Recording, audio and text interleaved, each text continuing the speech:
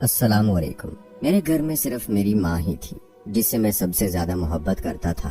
ہم ماں بیٹے کا رشتہ ایسا تھا کہ لوگ ہمارے رشتے کی مثالیں دیتے تھے، لیکن مجھے نہیں پتا تھا کہ ہمارے اس رشتے میں اچانک سے جب کوئی تیسرا آئے گا تو ہمارا رشتہ بری طرح سے متاثر ہوگا۔ اور وہ تیسرا شخص کوئی اور نہیں بلکہ میری ہونے والی بیوی تھی۔ وہ میرے ساتھ کالج میں پڑھتی تھی، وہیں سے وہ مجھے اچھی لگنے لگی، اور پھر جب کالج ختم ہوا میری نوکری لگ گئی تو میں نے امی سے کہا کہ اس کے گھر رشتہ لے کر جائیں، میں اس سے شادی کرنا چاہتا ہوں۔ اس کا نام ماہر تھا۔ میں بہت خوش تھا کہ وقت پہ ہی میں نے سب کچھ کر لیا، یعنی کہ میں نے اپنی پڑھائی مکمل کر لی، میری نوکری بھی لگ گئی اور اب اپنی پسند کی لڑکی کے گھر رشتہ بھیج رہا تھا۔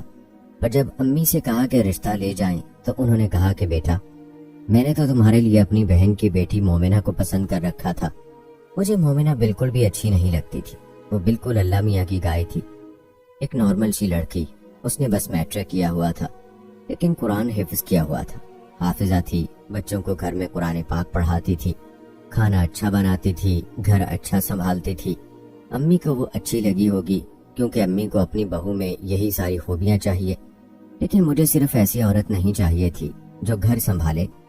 میں اپنی بیوی کے ساتھ مل کر اپنے مستقبل کو بنانا چاہتا تھا۔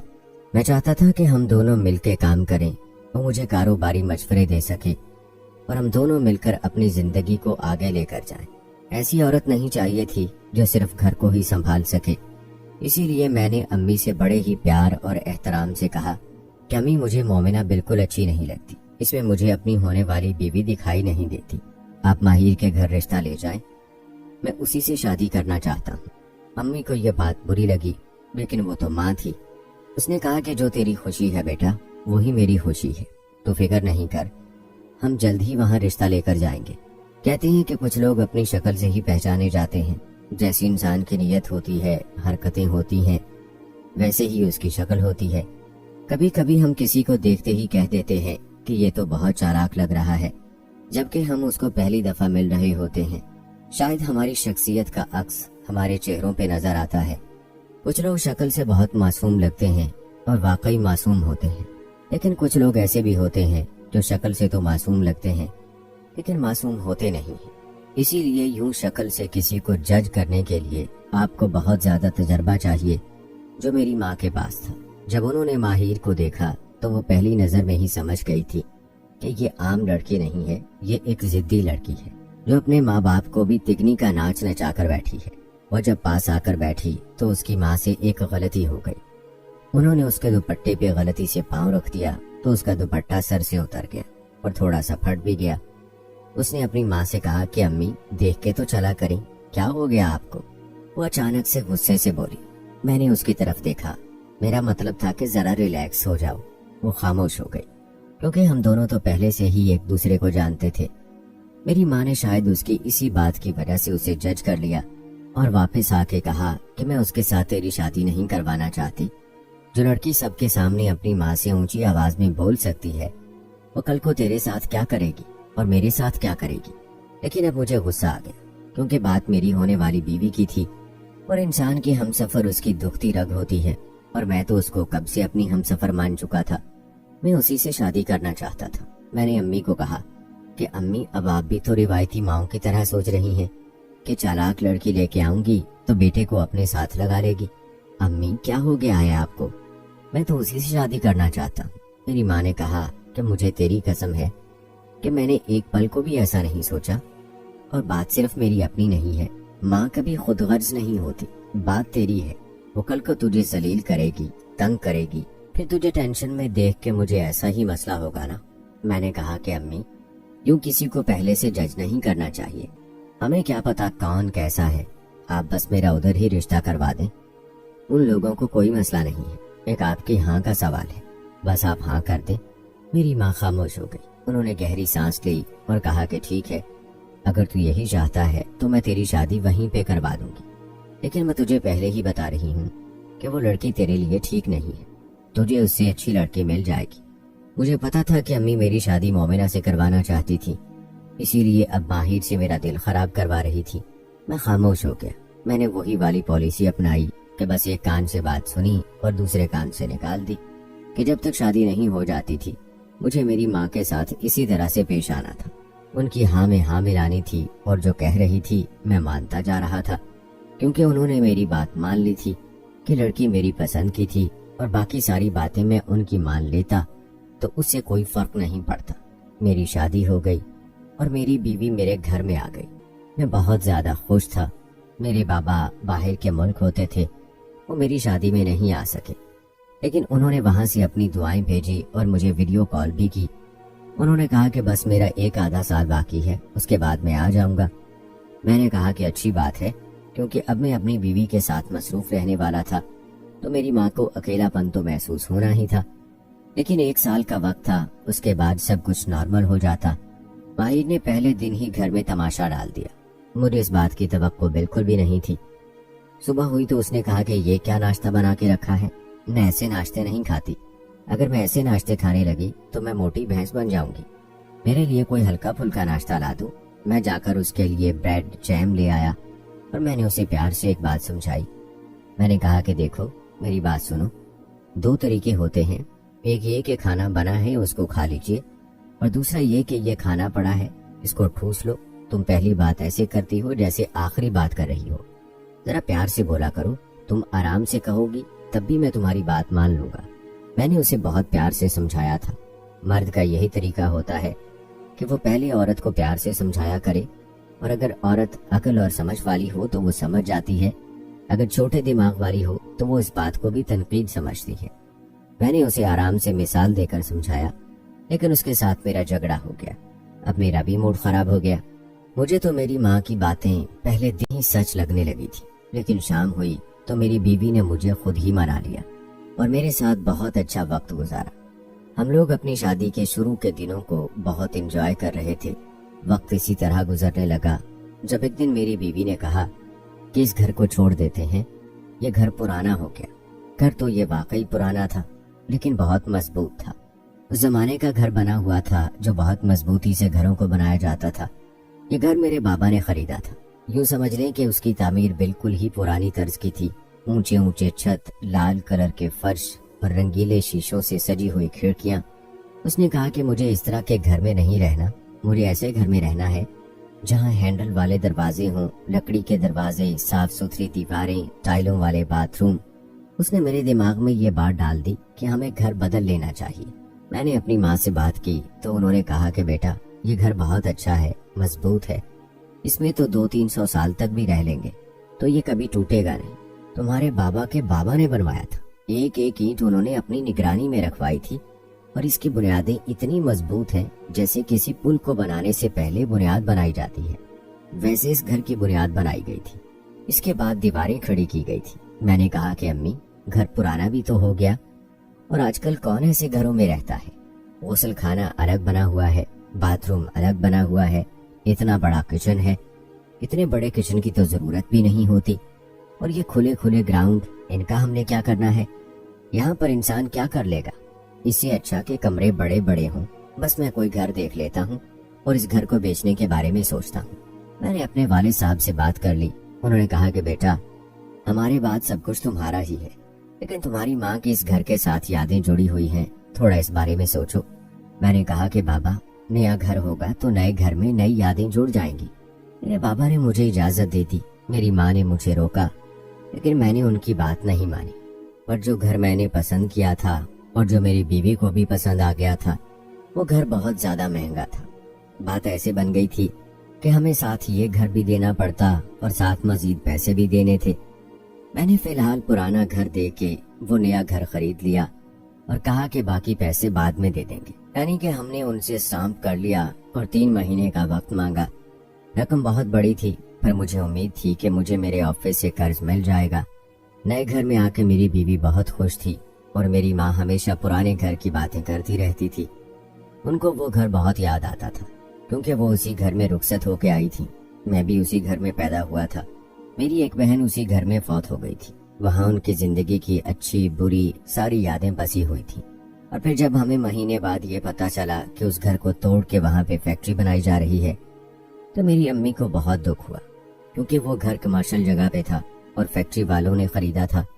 اس نے کہا تھا کہ بہت بڑی جگہ ہے، میں یہاں پر گولی ٹافیوں کی فیکٹری بناؤں گا، अम्मी ने सोचा था कि कभी भूले भटके घर को देखने चले जाएंगे, लेकिन अब तो उन्होंने पूरा घर ही मलिया मेट कर देना था और नए सिरे से फैक्ट्री बन जानी थी। पहले मैंने अपनी पसंद की शादी कर ली, फिर मैंने अपनी बीवी के कहने पर घर बेच दिया और अब नए घर में नए तौर तरीके आ रहे थे। मेरी बीवी ने घर में सब कुछ बदल दिया था। जो घी हम खाते थे अब वो कह रही थी कि इसकी जगह ऑयल खाएंगे। जिस चक्की का आटा खाते थे वो छोड़ के बाजारी आटा खाने लगे।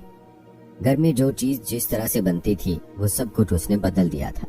मेरी माँ को ये बदलाव अच्छा नहीं लग रहा था। वो आजकल बीमार रहने लगी थी, लेकिन मैं उनकी ज्यादा देखभाल नहीं कर पाता था क्योंकि मुझे अभी भी बहुत बड़ी रकम अदा करनी थी। नहीं तो 3 महीने बाद ये घर हमसे वापस भी लिया जा सकता था।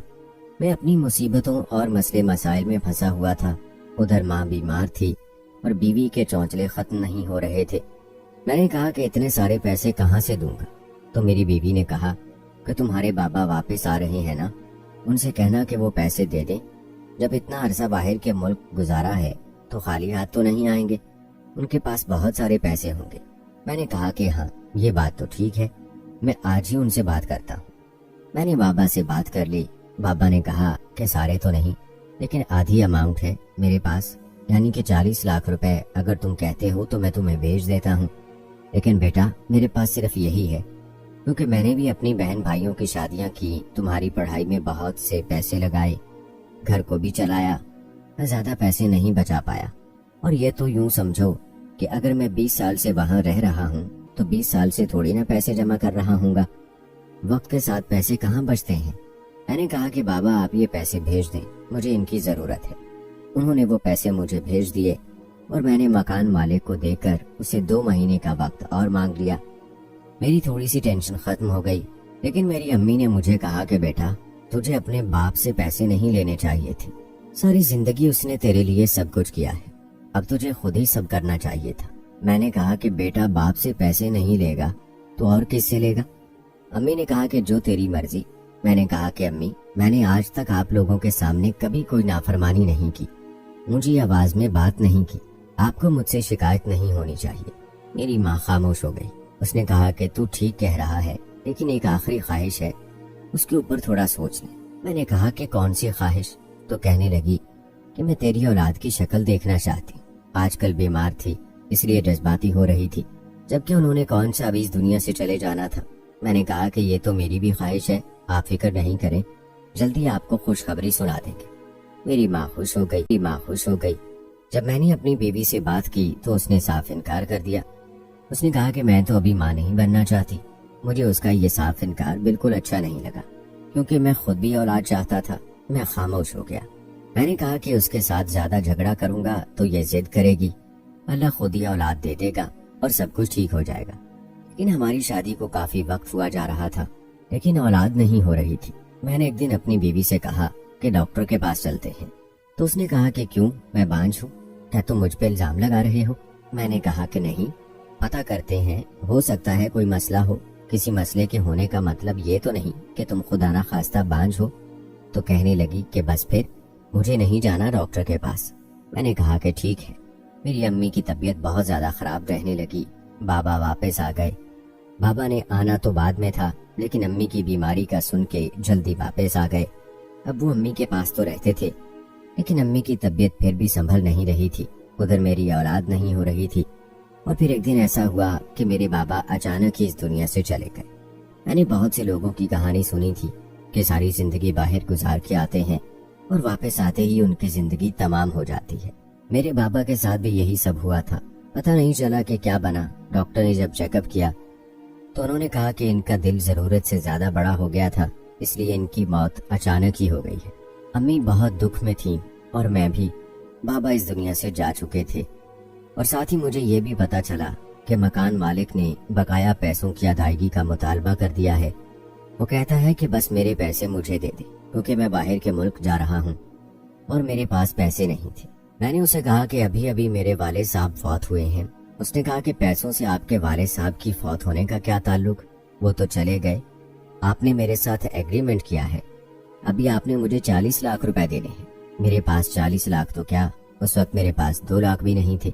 बीवी से कहा कि अपना जेवर दे दे, बाद में नया बनवा दूंगा। اس کا زیور 20 لاکھ کا تو بنتا ہی تھا اور ہم نے ہی بنایا تھا۔ اس میں سے کچھ زیور میری امی کا بھی تھا، پر اس نے کہا کہ وہ تو ایک انگوٹھی بھی نہیں دے گی، یہ تو اس کا حق ہے۔ میرا اس کے ساتھ جھگڑا ہو گیا۔ میں نے کہا کہ میری مصیبت میں تم میرا ساتھ نہیں دو گی تو کون دے گا؟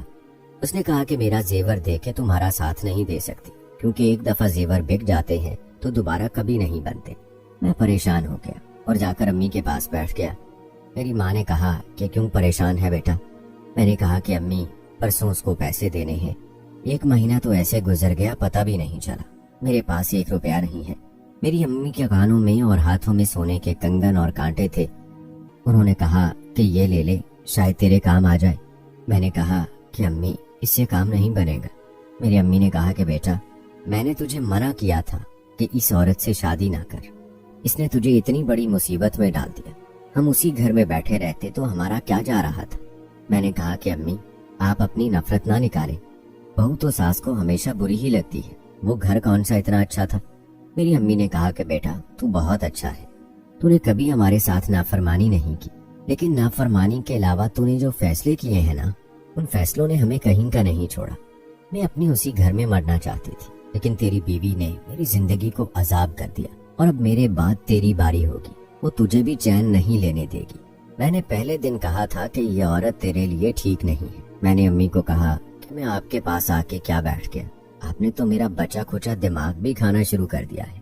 میں وہاں سے چلا گیا، لیکن وہ میری سب سے بڑی غلطی تھی، کیونکہ صبح تک میری ماں اس دنیا سے جا چکی تھی، وہ کافی مہینوں سے بیمار تھی، اور پھر بابا کے جانے کے دکھ کو انہوں نے اپنے دل پہ لے لیا تھا۔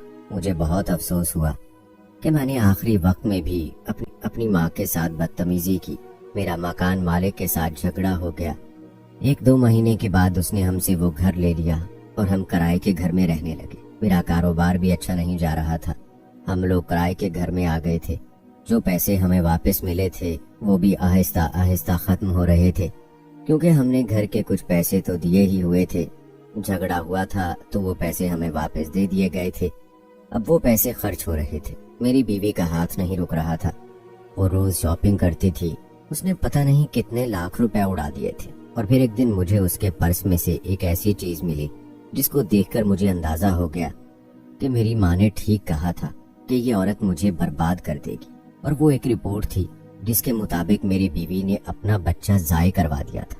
جب میں نے اس سے بات کی تو اسے غصہ آ گیا، اس نے کہا کہ 1 نہیں 3 بچے گرا چکی ہوں، کر لو جو تم نے جو کرنا ہے۔ مجھے بہت غصہ آیا، میں نے کہا کہ تم نے میرے بچوں کو جان سے مار ڈالا، ماں نہیں بننا چاہتی تھی تو مجھے بتا دیتی، لیکن یہ گناہ کیوں کیا تم نے؟ آج میرے 3 بچے ہوتے۔ اس نے کہا کہ 3 بچے ہوتے ہیں اور میں بری طرح سے خراب ہو چکی ہوتی، میں اپنے آپ کو تمہارے بچوں کے لیے خراب نہیں کروں گی۔ میں نے کہا کہ تم تو واقعی بسانے کے قابل نہیں تھی، نہ تو تم اچھی بیوی ہو، نہ ہی اچھی عورت ہو، اور اچھی ماں تو تم بن ہی نہیں سکتی۔ وہ مجھ سے ناراض ہو کے چلی گئی، مجھے لگا کہ واپس آ جائے گی، لیکن اس نے مجھ پہ خلا کا کیس کر دیا۔ میری زندگی کے ایک غلط فیصلے نے میرا سب کچھ ختم کر دیا۔ مجھے وہ وقت ابھی بھی یاد آتا ہے جب میں اپنے گھر میں سکون سے رہتا تھا، میری ماں میرے لیے اچھے اچھے کھانے بناتی تھی، میں اپنی ہر بات ان سے کرتا تھا، میرے بابا بھی میرا ساتھ دیتے تھے، لیکن میرا باپ بھی دنیا میں نہ رہا، میری ماں بھی مجھ سے ناراض ہو کر چلی گئی، اور میری بیوی نے میرے ساتھ کیا کیا۔ جب ہم کہتے ہیں کہ بڑوں کو کیا پتا، انہوں نے تو اپنی زندگی گزار لی ہے، ابھی ہماری زندگی کے فیصلے کرنے چلے ہیں، تو یہ ہماری بہت بڑی غلطی ہوتی ہے، کیونکہ تجربہ بولتا ہے، بڑوں کو پتا ہوتا ہے کہ کون شخص کیسا ہے اور کتنی دیر تک آپ کا ساتھ نبھائے گا۔ میری ماں نے جب میری بیوی کو دیکھ کے کہا تھا کہ یہ عورت ٹھیک نہیں ہے تو انہوں نے ٹھیک کہا تھا، لیکن اس وقت میری عقل پہ پردہ پڑ گیا تھا۔ میں اپنی ماں کے لیے دعا کرتا ہوں، اللہ ان کے درجات بلند فرمائے اور مجھے معاف کر دے، میری زندگی سے آزمائش کو ختم کر دے، اب میں بہت تھک گیا ہوں۔ دوستو، زندگی میں کبھی ماں کی نافرمانی نہ کیجیے گا، ورنہ آخرت میں تو عذاب پتہ نہیں کیا ہو، آپ کو اسی دنیا میں ہی اس کا مکافات عمل دیکھنا پڑے گا۔ جو کچھ اپنے آپ ماں باپ کے ساتھ کرتے ہیں وہ آپ کو اسی دنیا میں دیکھنا پڑے گا۔ اگر آپ اپنے ماں باپ کی عزت کرتے ہیں، ان کا احترام کرتے ہیں، ان کے ساتھ پیار محبت کے ساتھ پیش آتے ہیں، تو آپ کو اس کا بدلہ اسی دنیا میں ملے گا۔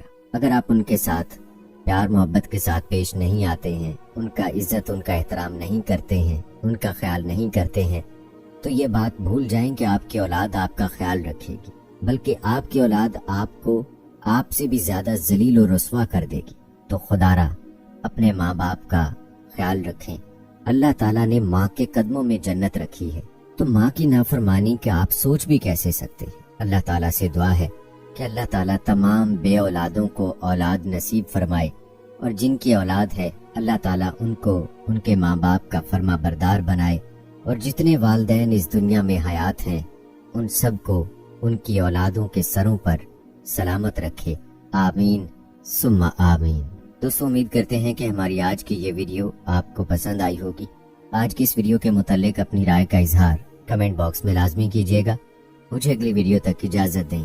اللہ حافظ۔